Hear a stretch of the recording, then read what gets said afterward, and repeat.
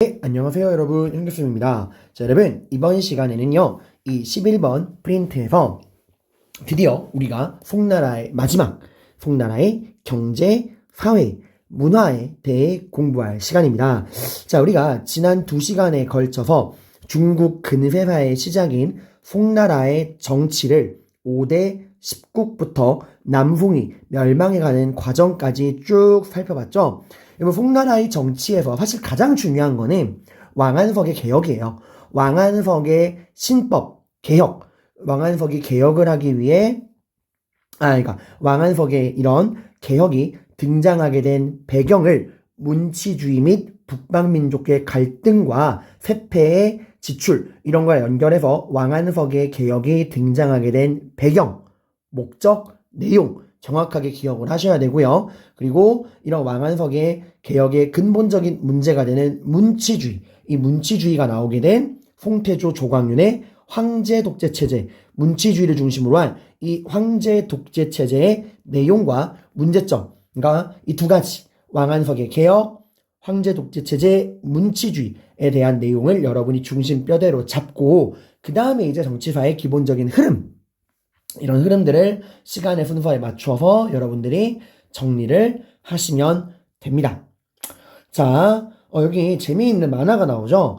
이걸 만화 중학교 교과서에 나왔던 건데 워낙 자료가 좋아서 쌤이 갖고 왔어요. 자, 황제 독재 체제, 문치주의. 송은 누구의 권한을 빼앗았죠? 그쵸. 지방에서 군사권을 쥐고 있던 절도사의 권한을 빼앗고 문신을 우대했죠. 그죠? 그리고 황제가 직접 과거 시험에서 그 정확히 말하면 전시죠. 과거 시험을 주관하고 면접, 전시를 황제가 직접 담당을 하게 되면서 관리들이 황제에게 충성을 했죠. 그리고 또 이 문치주의 영향을 통해서 송나라 때는 황제가 중심이 된 황제 독재 체제를 확립할 수 있게 되지만 지나친 문치주의와 이런 문치주의를 통해서 국방력이 약화되면서 요와 서하에 대해 막대한 세패를 제공을 하게 되면서 국가의 재정이 악화되었었죠. 이런 내용들 보시면 됩니다. 자, 그럼 이제 송나라의 경제를 살펴볼 건데 송나라 경제의 가장 중요한 특징은 바로 강남의 경제력이 화북 지역을 능가했다는 거예요. 자, 다시 한번 정리해 볼까요, 여러분들? 강남 지방 창장강 이남 지역은요. 언제부터 중국의 역사에 편입되었죠?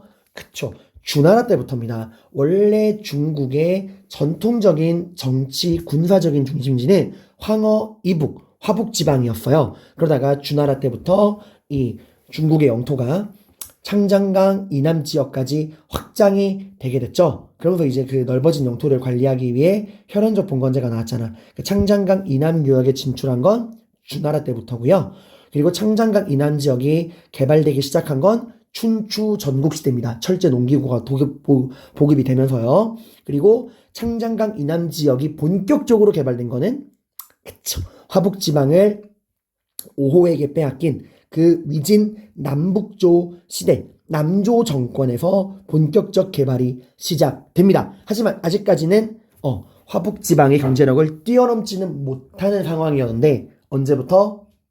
금나라에 의해서 북송의 수도 카이성이 함락되고 황제였던 휘종과 흠종이 금나라의 포로로 끌려가면서 북송이 완전히 멸망하게 되죠. 살아남은 사람들이 창장강 이남 지역에 와서 남송을 건국하게 돼요. 이 남송 시대부터 본격적으로 이 강남 지방의 경제력이 화북 지역을 능가하게 됩니다.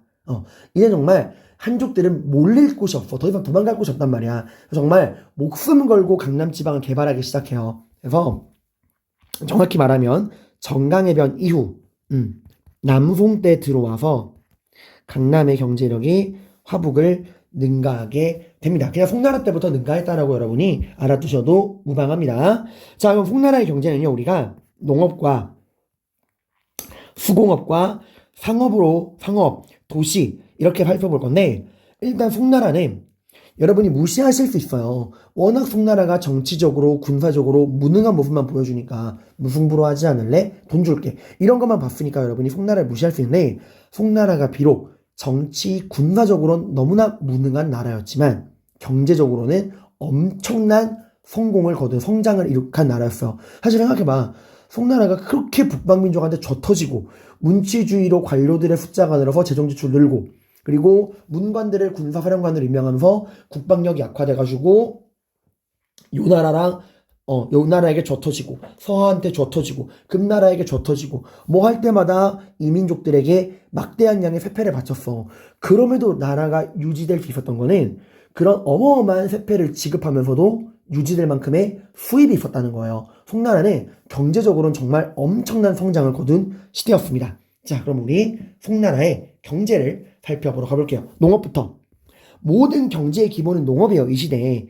결국 1차 산업인 농업이 부흥해야 그 낙수 효과로 상업과 수공업도 발전하거든요. 송나라 때는 농업에서 엄청난 발전이 이루어지는 시대였습니다. 이때 새로운 품종인, 그러니까 기존의 쌀과는 다른 새로운 품종의 벼가 도입돼요. 그게 바로 참파벼라고 하는 거예요. 이 참파벼가 여러분들 흔히 우리가 베트남 쌀 있죠? 베트남 쌀, 동남아시아 쌀을 참파벼라 그래요. 그 바람에 훅 불면 날아가는 쌀 있잖아. 사실 전 세계적으로 우리가 먹는 이 찰기가 흐르는 밥은 중국이나 일본이나 우리나라 정도만 먹고요. 전 세계에서 가장 많이 소비되는 쌀은 베트남 쌀입니다. 그 바람에 훅 불면 날아가는 그 베트남 쌀인데 이게 굉장히 생산량이 좋아요. 비록 맛은 우리 입맛에 잘 안 맞지만 생산량 자체는 엄청나게 좋아요. 이 참파벼가 들어오면서 생산량이 엄청나게 늘어납니다. 그러니까 송나라 때는 새로운 품종인 베트남 쌀인 참파벼가 도입되면서 쌀의 생산량이 엄청나게 늘어요. 베트남 쌀은 1년에 농사 4번씩 짓기도 하고 막 그래요. 근데 신품종이 도입되었다. 참파벼가 도입돼서 생산량이 어마어마하게 늘어났다라는 거야. 그리고 이때는 새로운 농기구도 본격적으로 보급이 돼요. 바로 용골차라고 하는 거예요. 용골차. 이게 용골차가 뭐냐면 용의 뼈대다라고 하는 건데 이거에 약간 물레방아랑 비슷한 건데요. 사진을 좀 보여드릴게요. 용골차가 여기 뒷장에 좀 넘겨보시면은 여기 삼쪽에 보시면 여기 바로 용골차가 등장을 합니다. 용골차는 여기 보시면 용의 뼈라고 하는 이 길다란 막대기를 통해서 논에다가 물을 대기 위한 관계용 수차예요. 그러니까 물레방아랑 비슷한 논에다가 물을 대는 수차인데 그 물이 흐르는 곳이 용의 등뼈처럼 생겼다 그래서 용골차라 그래요. 근데 여러분 이 용골차 같은 경우는 여기 오해 조금 함정일 수 있는 게 송나라 때 도입된 건 맞는데 개발된 건 아니야. 자, 이게 무슨 말이냐? 이 용골차라고 하는 게요. 왜 색깔이 이렇게 됐지? 이 용골차는 개발된 거는 위진남북조 시대예요. 위진남북조 시대. 이때 개발됐어. 정확히 말하면 조조의 위나라 때. 이때 개발돼요. 그러니까 은근히 위나라가 한 게 많아. 우리 알고 있죠? 구품종정제도 엄밀히 말하면 위나라에서 나온 거예요. 그게 이제 다른 데로 퍼진 거지. 이 용골차도 위진남북조 시대 조조의 위나라에서 마균이라는 사람이 개발을 한 거야. 그러다가 잘 안 쓰였어요. 왜? 이건 뭘 위한 거죠? 논에다가 물을 공급하기 위한 거잖아. 그러면 밭농사 위주일 때는 쓸 필요가 딱히 없어요. 밭농사라고 하는 건 그냥 땅에다가 씨를 뿌리는 거고 좀 가뭄이 들어도 물을 그때그때 공급하지 않아도 농사 지는데 별 무리가 없어. 그래서 용골차는 위진남북조 시대에 만들어지긴 했지만 밭농사가 주력이던 시절 때는 크게 쓰이지 않았어요. 근데 지금 남송 때는 이 용골차가 전국적으로 보급돼서 엄청나게 쓰이게 됩니다. 그러니까 이런 용골차가 전국에 보급되게 된 게 송나라 때예요. 왜 그럴까요? 송나라 때는 반드시 논에 1년 365일 물을 가득 채워야만 됐어요. 왜? 바로 모내기. 이양법이 보편화되거든요. 자, 이해가요, 여러분들? 그러니까 송나라 때는 베트남에서 새로운 품종인 생산력 좋은 참파벼가 도입이 되었고요. 흔히 우리가 모내기법이라 그러는 이양법. 이거는 모판에다가 제가 모내기법 설명하는 거예요. 모내기법, 이양법은 밭농사랑은 달라. 이걸 처음부터 설명해야겠다. 좀 차근차근 설명할게요. 제가 마음이 급해서.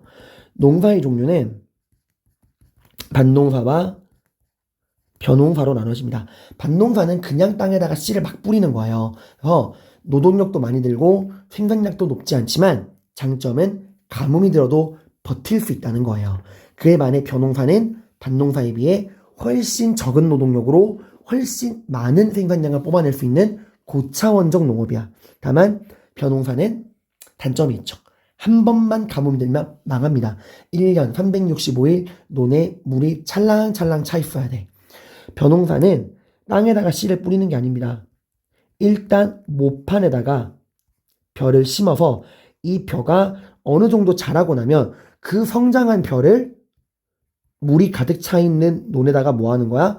옮겨 심는 거야. 이걸 우리가 벼의 씨앗으로 옮긴다. 이양법. 다른 말로는 모내기라고 하는 거예요. 여러분들. 이해가요? 이게 이제 송나라 때부터 보편화된 거예요. 보편화.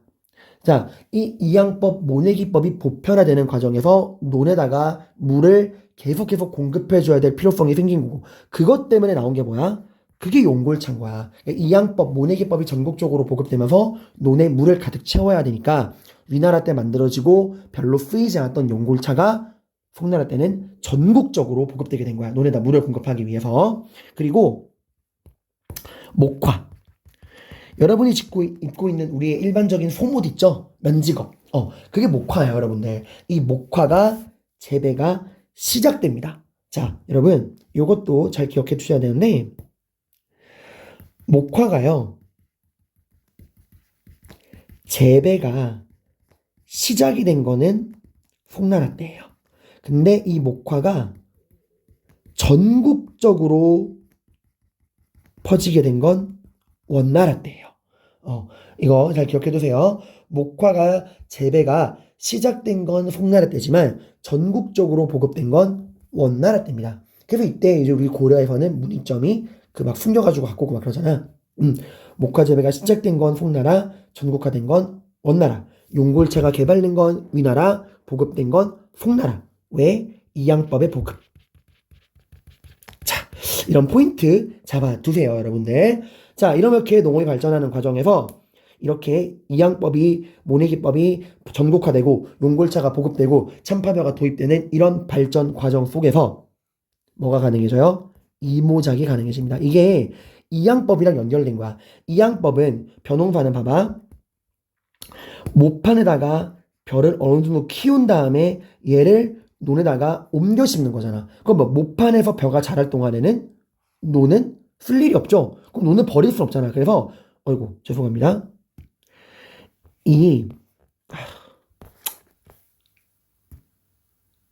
왜 이래? 진짜 죄송합니다. 계속 뭐가 지금 문제가 생기고 있어요. 자, 다시 한번 모판에서 벼가 자라는 시간 동안에 논에서, 그러니까 이 모판에서 벼를 키우고 옮기기 전까지 시간 동안에 논에다가는 다른 식물을 재배하는 거야. 이때 보리를 재배해요. 그러니까 모판에서 이 벼의 씨앗을 키울 동안 그 시간 동안 논에서는 보리를 키우는 거야. 그리고 보리 농사가 다 끝날 때쯤 되면은 모판에서 자란 벼를 옮겨 심는 거예요. 자, 하나의 논에서 두 개의 작물을 시간차로 농사 지을 수 있죠. 이게 바로 이모작입니다. 이양법이 준 또 하나의 선물이야. 하나의 논에서 벼와 보리를 동시에 아니죠. 시간차로 농사 지을 수 있는 거야. 하나의 논으로 벼랑 보리를 함께 시간차로 농사 짓는다. 이게 바로 이모작이라고 하는 거야. 두 가지 농작물을 짓는다. 같은 말로는 이기작이라고 해요. 이런 발전 덕분에 창장강 하류지방이 최대의 곡창지대로 떠오르게 돼요.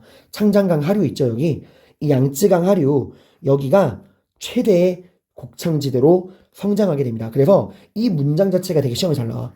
소호에 풍년이 들면 천하가 족하다. 이 소호라고 하는 게 창장강 하류 지방이에요. 소호, 창장강 하류에 풍년이 들면 온 천하를 먹여 살릴 수 있다. 라고 할 정도로 창장강 하류가 성장합니다. 자, 이게 또 나중에 어떻게 또 연결되냐면 나중에 배울 거지만 다시 한번 설명드릴게요.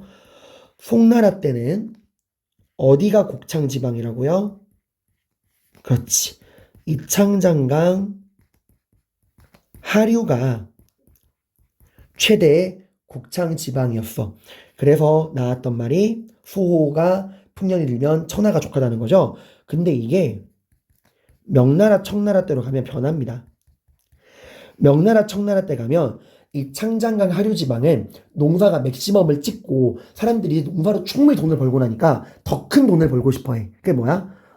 바로 수공업, 면직업, 견직업 같은 산업으로 옮겨가게 돼요. 그래서 창장강 하류 지방이 명나라 청나라 때 가면은 수공업, 물건을 만드는 면직물, 이런 약간 공업지대로 바뀌게 돼.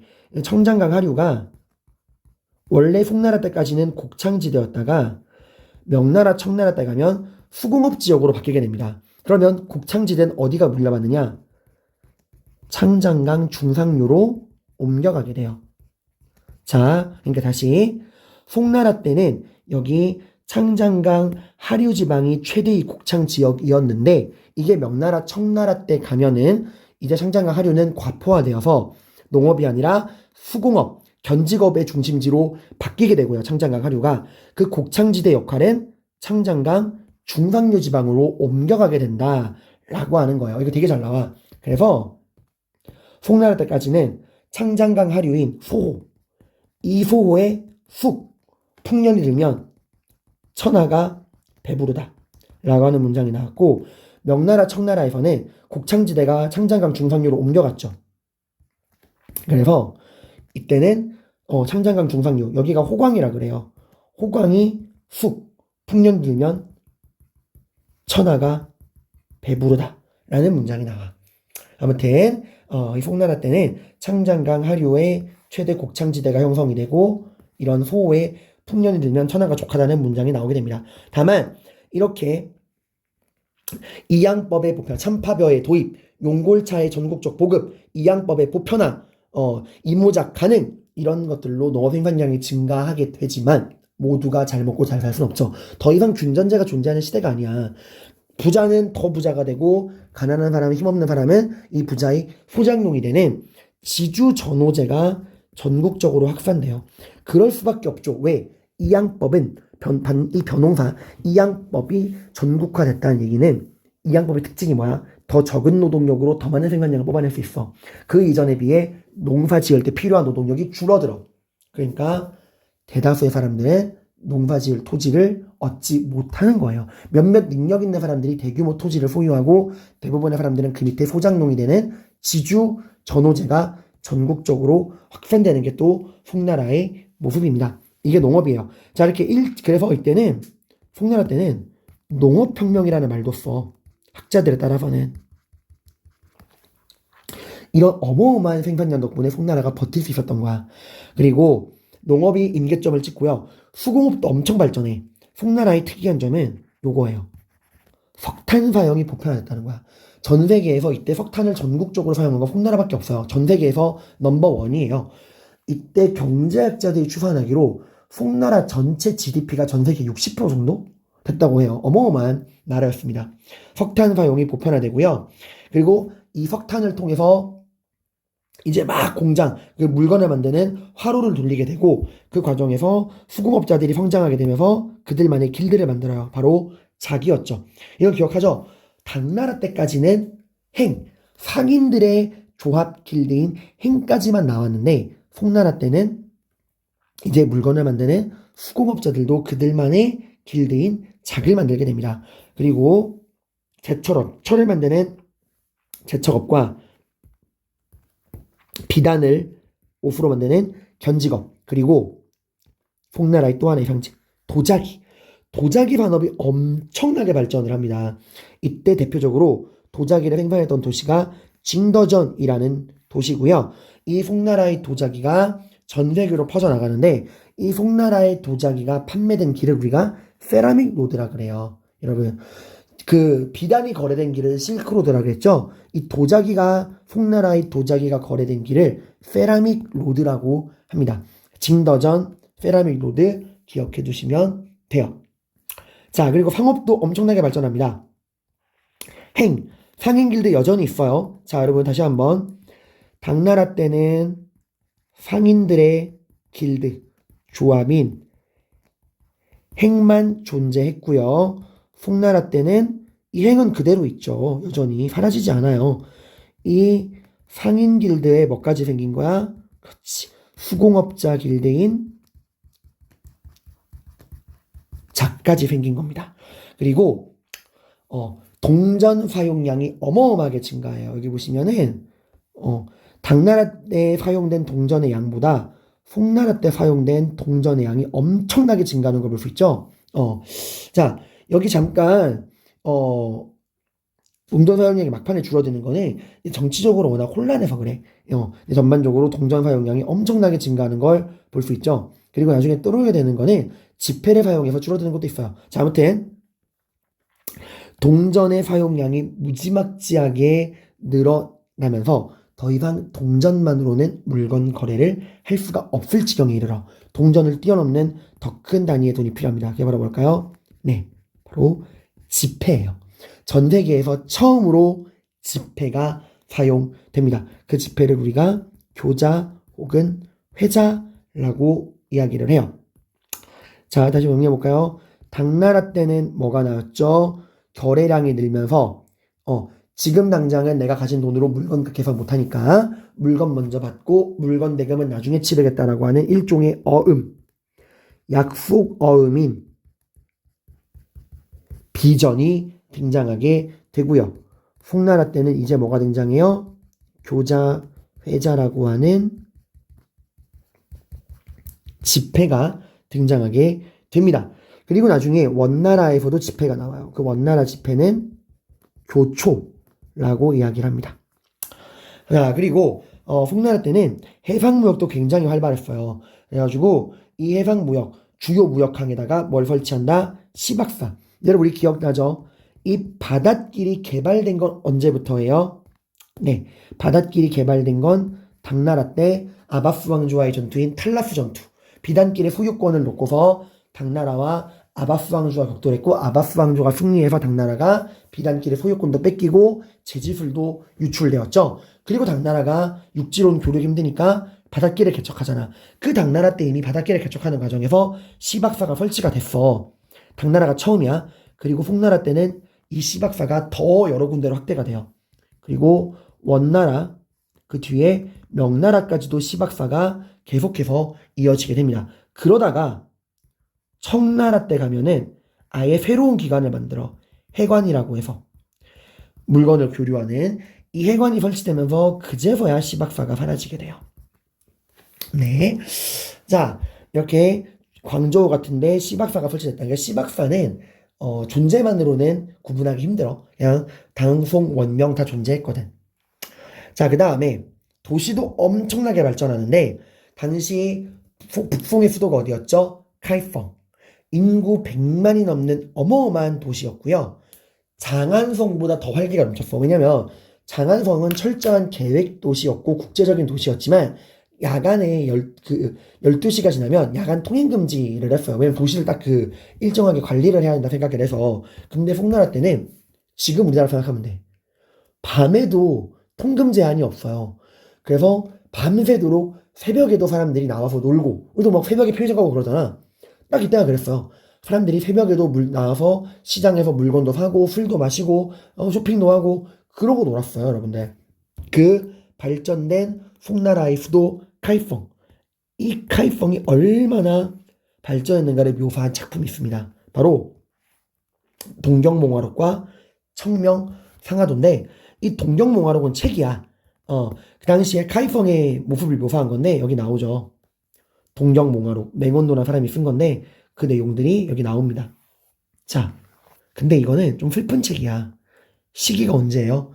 정강해변 이후입니다. 이거는 정강해변 이후에 카이펑이 함락되고 남송으로 피난 가서 쓴 거야. 남송이 피난 가서 그때 우리의 고향 북송의 수도 카이펑은 정말 살기 좋았는데 하고 남송에 피난 가서 그 카이펑을 추억한 거야. 그러니까 동쪽의 수도 이만 항저우에서 몽화록, 한때 수도였던 카이펑을 그리워하면서 쓴 책이 동경몽화록이에요. 그리고 이 청명상하도는 그 시점이 달라. 이 청명상하도는 정강해변 이전이거든요. 그러니까 이거는 남송으로 피난 가기 이전에 진짜 그 카이펑에서 살면서 카이펑의 모습을 그린 겁니다. 차이가 있어요. 여기 교자 회자 나오고 당시 카이펑의 모습을 그린 청명상화도입니다. 설명들 한번 읽어 보시길 바랍니다. 자, 이게 송나라의 농업, 수공업, 상업, 도시의 발전이에요. 자, 그 다음에 이제 송나라의 사회로 넘어가 보겠습니다. 자, 여러분, 우리 기억을 하실 거예요. 한나라 때까지는 지배층이 누구였죠? 지방의 호족이었죠. 그러다가 위진남북조 시대 들어오면은 지배층이 뭐로 바뀌죠? 그쵸. 문벌 귀족으로 바뀝니다. 이 문벌 귀족은 갑툭튀가 아니에요. 그쵸. 한나라 때부터 지방의 세력과 했던 이 호족들이 중앙에 진출해서 고위간직을 독점하고 온갖 특권을 독점하면서 문벌 귀족이 됩니다. 이 지방의 호족들이 중앙의 문벌 귀족이 될 수 있었던 게 뭐 때문이야? 그치. 바로 위나라에서 나온 구품 중정제였어요. 가문의 위세를 보지 않고 능력으로 뽑겠다고 했지만 결국 중정관이 추천하는 관리들은 결국 지방의 호족 출신들밖에 없었다라고 하는 내용들 기억할 겁니다. 이 구품 중정제를 통해서 호족이 문벌 귀족으로 성장해서 위진남북조의 지배층이 돼요. 그리고 수나라가 이 문제를 해결해 보겠다고 구품 중정제를 폐지를 하고 과거제를 도입했지만 여전히 사회 지배층은 문벌 귀족이었어. 왜? 그 과거 시험 면접을 문벌 귀족인 이부가 주관을 했으니까. 그래서 위진남북조에 이어서 과거제가 도입된 수나라 당나라 때까지만 해도 여전히 사회 지배층은 문벌 귀족이었어요. 그러다가 뭐가 터집니까? 절도파들의 반란 안사의 난, 그리고 100년 뒤 황소의 난, 그리고 당나라를 멸망시킨 주전충의 난. 이런 절도파들의 난리 속에서 이런 절도파 군벌들이 1순위 타겟으로 한 게 누구야? 그동안 특권을 독점하고 있던 문벌 귀족이었어. 그래서 문벌 귀족들이 이때 엄청나게 대량 학살을 당하면서 이 난을 거치면서 문벌 귀족은 거의 다 사라지게 됩니다. 그리고 송나라 때부터는 새롭게 등장한 지배층이 있는데 얘들을 우리가 사대부라 그래요. 사대부. 송나라 때 송태조 조광윤의 황제 독재 체제, 문관을 우대하는 문치주의, 이 문치주의를 위해서 과거제가 개편되죠. 뭐가? 전시가 정례화됩니다. 이제부터 면접을 황제가 주관하게 돼요. 그 과정에서 능력 있는 지식인, 사대부와 서민들이 본격적으로 관직에 진출하게 되면서 문벌 귀족의 시대는 끝나게 되고 사대부의 시대가 들어오게 됩니다. 자, 이 내용 한번 볼게요. 송나라 때는 누가 성장했다? 지식인, 유교적인 그런 소양을 갖춘 지식인, 글 읽는 사람들, 사대부가 성장을 하게 됩니다. 원래 사대부는 지방에 있던 중소지주들 출신이야. 이 형세호라고 하는 게 그 지방 세력가들이에요. 그러니까 문벌 귀족처럼 중앙에서 특권을 독점하고 있는 게 아니라 지방 각지에서 나름의 토지를 소유하고 있던 그 지방의 경제력과 토지를 가지고 있던 지방 지주들이 형세호야. 이 형세호들이 여러분들 송나라 때 농업이 발전하면서 참파벼 도입되고 용골 이양법이 보편화되고 용골차가 보급되고 막 이모작 이기작이 가능해지고 장장강 하류 지방이 성장하면서 지주 전호지가 확대되잖아. 여기서 이제 경제력을 엄청나게 축적을 해요. 지방 지주들인 형세호들이. 그러면서 송나라 때 강화된 과거제, 황제가 면접을 보는 전시, 이게 정례화된 송나라 과거제에서 이 지방의 경제력을 가지고 있던 형세호들이 과거 시험을 통해서 중앙에 진출하게 돼. 얘들이 사대부예요. 얘들은 문벌 귀족이랑은 달라. 문벌 귀족은 되게 그들만의 가문, 약간 좀 신분적 특권이었다면 사대부는 정말 그들의 능력으로 성장한 사람들이에요. 이렇게 안사의 난 이후부터 지방에 성장했던 지방의 지주들, 형세호들이 송나라 때 지주전호제가 확제되고 전시를 중심으로 과거제가 강화되고 교육기관이 증가하면서 사대부로 성장했다는 거야. 그러니까 형세우들이 경제력을 기반으로 과거 시험을 통해서 중앙관리인 사대부가 되었다 라고 여러분들이 기억해 두시면 됩니다. 사대부는 문벌귀족이랑은 달라요. 경제적으로는 지주고요. 그들의 유교적인 학문을 통해 실력을 통해 관직에 진출한 사람들입니다. 그러니까 고려의 귀족과는 다른 조선의 양반을 떠올리면 돼요, 여러분들. 그래서 지금 선생님이 말한 내용들 여기 다 선생님이 자세하게 탐구 자료를 가지고 실어 놨으니까 꼭 읽어보시기 바랍니다. 알겠죠, 여러분들? 자, 그 다음에 송나라의 문화로 넘어와 보도록 하겠습니다. 자, 송나라 문화의 특징은요, 여러분들. 일단 성격이 변해요. 당나라 문화의 성격은 뭐였죠? 귀족적이고 국제적이었다는 거야. 그죠? 기억날 거예요. 그래서 귀족적이다. 시, 운문을 좋아했다. 두보와 이백. 그리고 국제적이었다. 개방적이었다. 다른 나라 문화를 받아들였다. 방삼체. 그리고 마니교, 조로아스터교, 이슬람교, 그리고 이단 기독교인 네스토리우스교, 경교까지도 다 종교의 자유를 허락했다. 라고 하는 거. 당나라의 수도인 장안이 발해의 상경성, 일본의 헤이조교에 영향을 주었다. 라는 거 기억하실 거야. 근데 송나라는 여러모로 당나라랑 달라요. 귀족적이 아니라 서민적이었고요. 국제적인 게 아니라 국수적이었어요.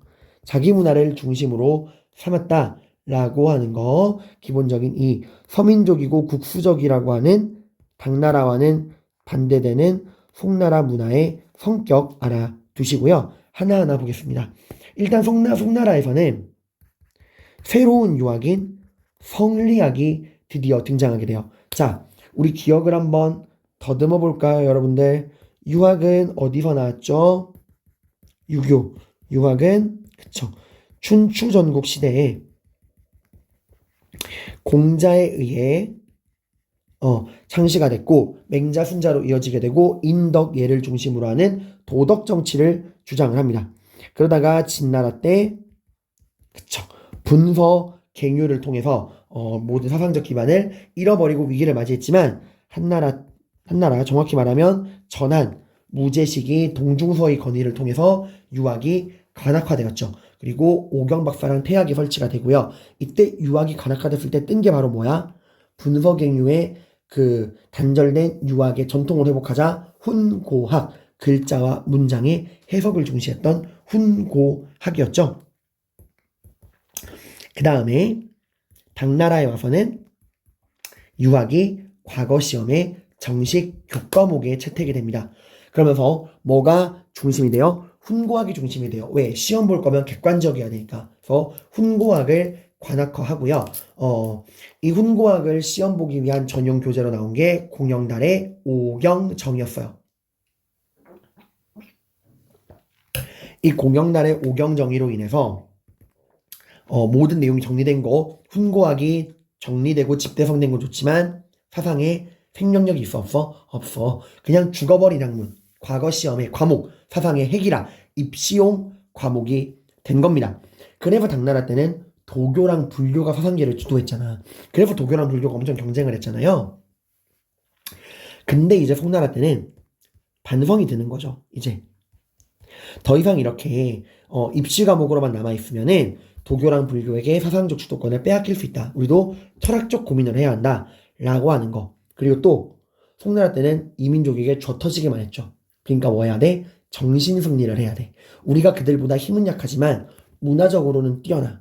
문화의 주인, 이 세계의 주인은 우리야. 우리만 진정한 문화민족이고 쟤들은 다 힘만 센 오랑캐야. 라고 하는 이런 정신승리가 필요했어. 그래서 송나라 때 성리학이 등장하게 되는 거예요. 정확히 말하면 남송 때입니다. 이런 유학의 변화. 제가 지금 굳이 쓰진 않았는데 여러분들 보셔야 됩니다. 써드릴까요? 여러분들 춘추전국 시대에는 여러분 공자, 맹자, 순자 뭐였죠? 인, 덕의 도덕정치. 진나라 때는 분서 갱유. 한나라에서는 전환식이 무제 때 동중서의 건의로 유교가 관학화, 국교화되죠. 무제 시기 동중서의 건의로. 그리고 이때 이제 오경박사나 태학도 설치가 되고 뭐가 중심이 되어 글자와 음의 해석, 훈고학이 성장을 하게 됩니다. 그리고 당나라 때는 이 훈고학이 관학화돼요. 왜? 과거 시험 때문에.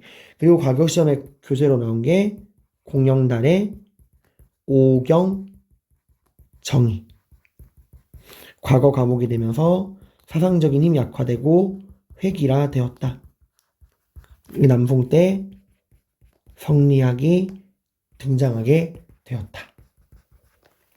자, 이 성리학이 나온 배경 다시 한번 너무 당나라 때부터 과거 시험 과목화되면서 사상적인 깊이가 얕아지면서 이대로 가다가는 불교랑 도교한테 밀리겠다. 그래서 우리도 불교 도교 같은 철학적인 고민을 해야 한다. 불교 도교의 논리를 수용하고 이때부터 유학의 철학적 성격이 가미되는 거야. 인간의 근원은 무엇인가? 우주의 근본 원리는 무엇인가? 라고 하는 철학적 성격이 강화가 되고요. 또 송나라 때 황제 독재 체제를 하면서 명분을 굉장히 강조합니다. 명분이라는 건 이름, 명, 분수분. 이름에 맞는 분수라는 거야. 군주는 군주답게, 신하는 신하답게, 그리고 부부는 부부답게, 자식은 자식답게. 임금, 신하, 부모, 자식이 모두 맡은 바 자기 위치에서 자기 역할을 다 해야 한다. 이름에 맞는 분수를 지켜라. 이게 명분이에요. 이게 또 엄청나게 강조되는 분위기였고요. 또 결정적으로 그렇지.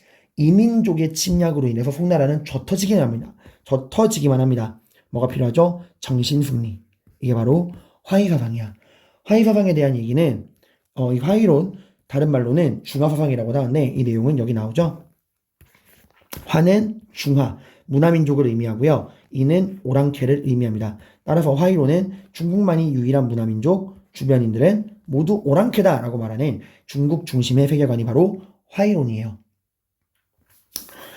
이런 게 본격적으로 나오게 되는 거야. 송나라 때부터. 그래서 내가 송나라의 문화 특징을 국수적이라고 하는 거야. 우리만이 진정한 문화민족이다 라고 이야기를 하는 겁니다. 이런 성격을 가지고 있던 성리학이 남송식이 주희에 의해서 만들어지게 됩니다. 남송식이 주희. 그래서 우리가 성리학을 주자학이라고 그러고 조선시대 보면은 주자가 이르시길 주자의 말씀에 따르면 이라는 말이 나오게 되는 거예요.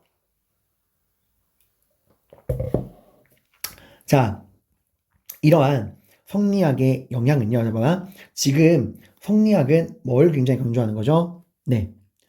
대의명분과 중국 중심의 세계관, 화의론을 중화사상, 화의론을 굉장히 강조하고 있어요, 여러분들.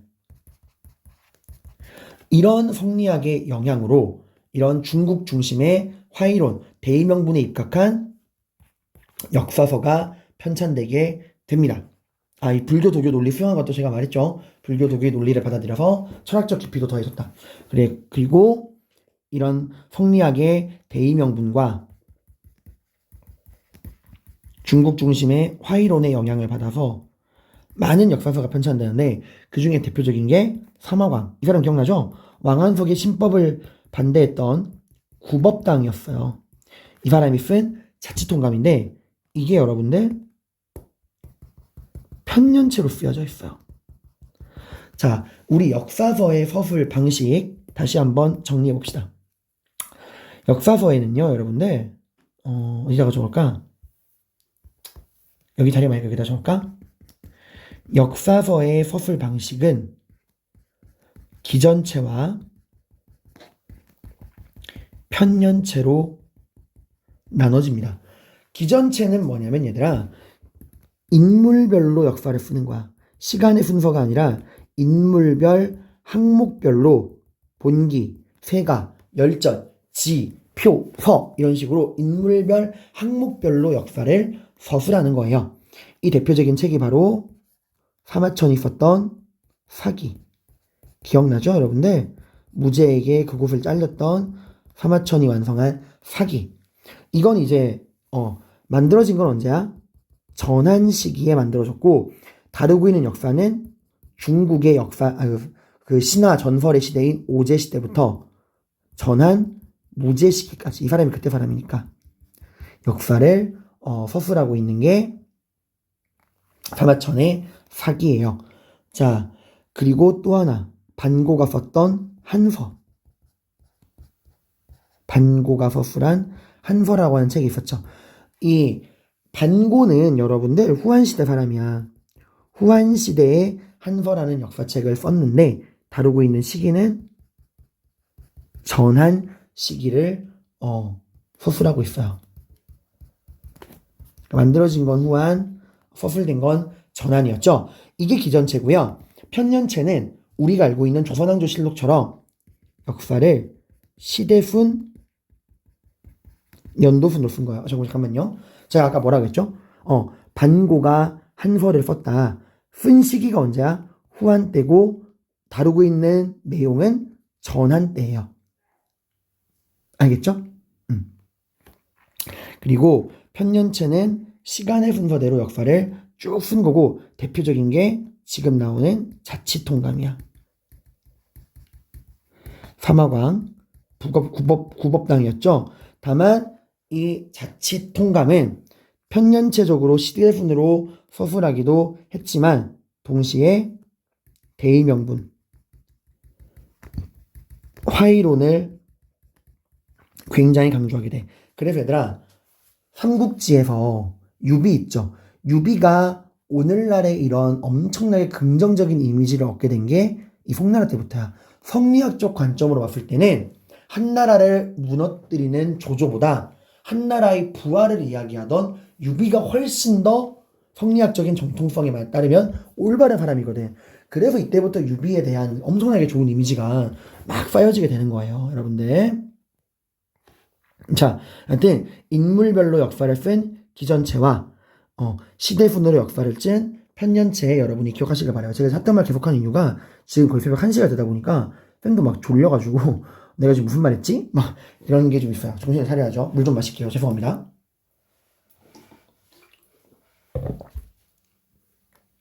제가 목소리 크게 못해요. 지금 목도 아프고 쌤의 집안의 가장 큰 어른이신 내무부 장관님께서 건너방에서 주무시고 계셔. 깨우면 제가 내일 학교를 못 오지 않을까.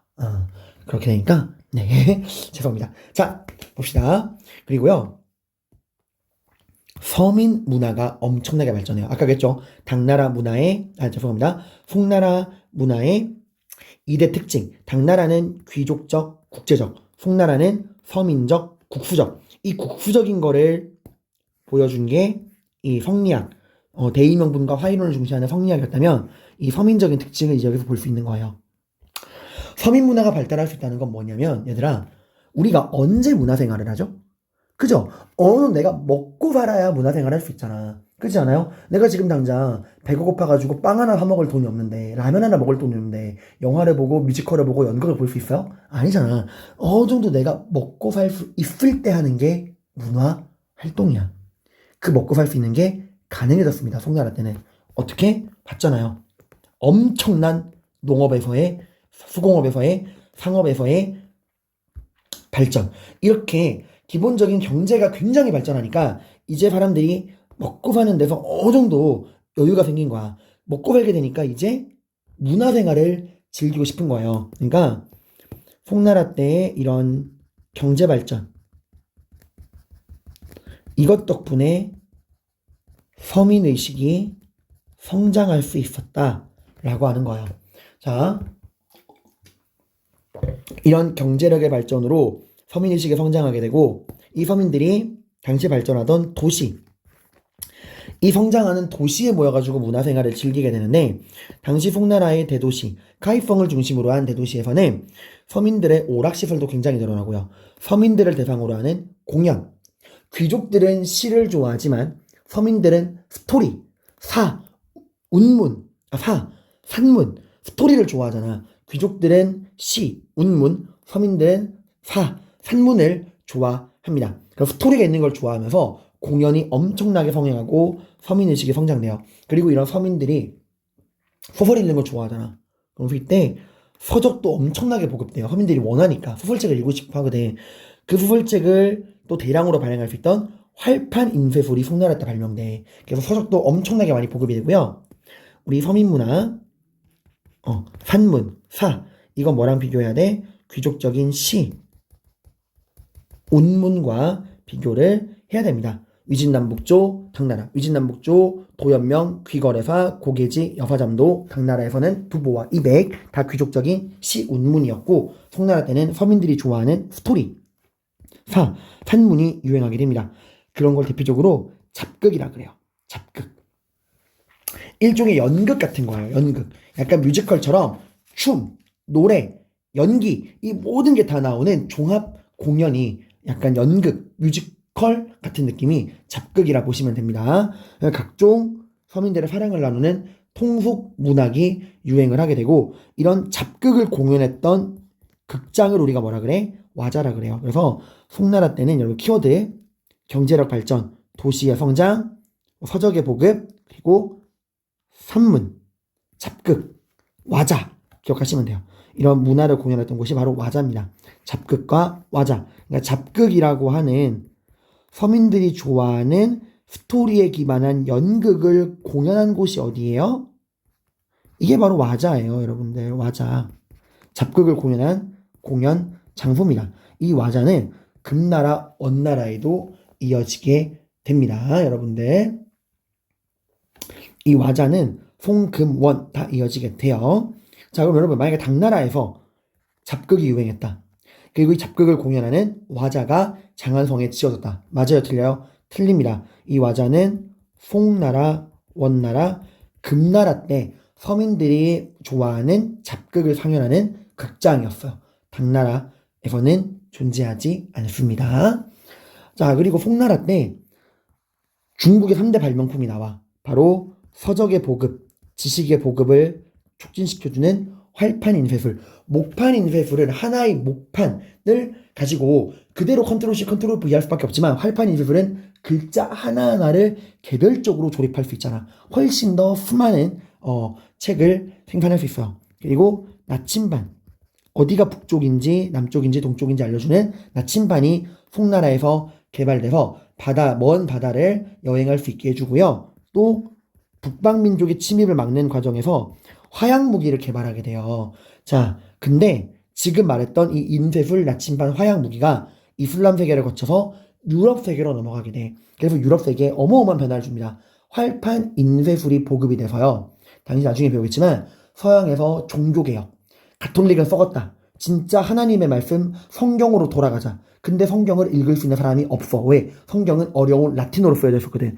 그 성경을 사람들이 읽기 쉬운 자국어, 모국어로 번역하고 그 성경을 대량으로 인쇄해서 사람들에게 보급하는데, 그때 쓰인 게 활판 인쇄술이에요. 구텐베르크의 성서 번역.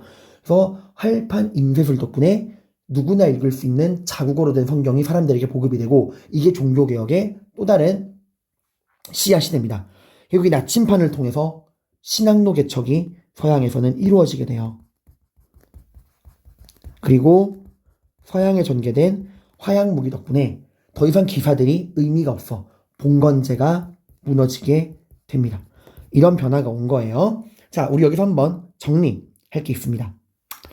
여러분이 내가 지금 3대 발명품이 인쇄술, 나침반, 화약무기가 송나라 때 개발됐다 그러니까 송나라 때 유럽으로 전파돼서 이런 유럽의 변화를 가져왔다 생각할 건데, 아니에요.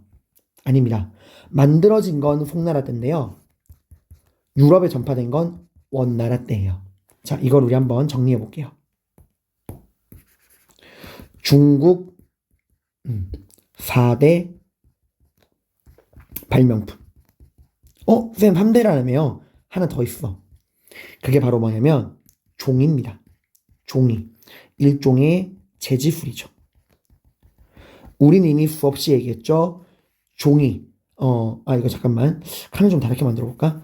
중국 4대 발명품. 다시. 여기 위에다가 적어야겠다. 죄송합니다. 종이, 재지술, 이게 여러분 개발된 건 언제였죠? 발명된 건 언제였죠? 그쵸.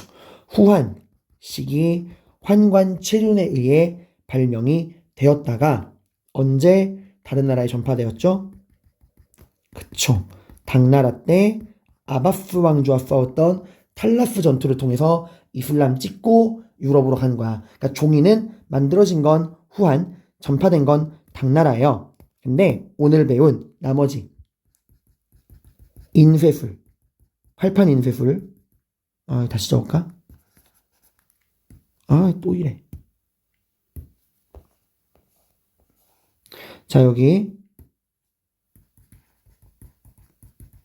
활판 인쇄술, 그리고 나침반, 그리고 화약무기, 화약. 이것들은 만들어진 게 다 언제예요? 인쇄술, 나침반, 화약은 모두 만들어진 게 언제야? 송나라 때예요. 여러분들 송나라 때. 그리고 송나라 때 만들어진 인쇄술, 나침반, 화약이 전파된 건 원나라 때예요. 요걸 구분하시라고. 오케이?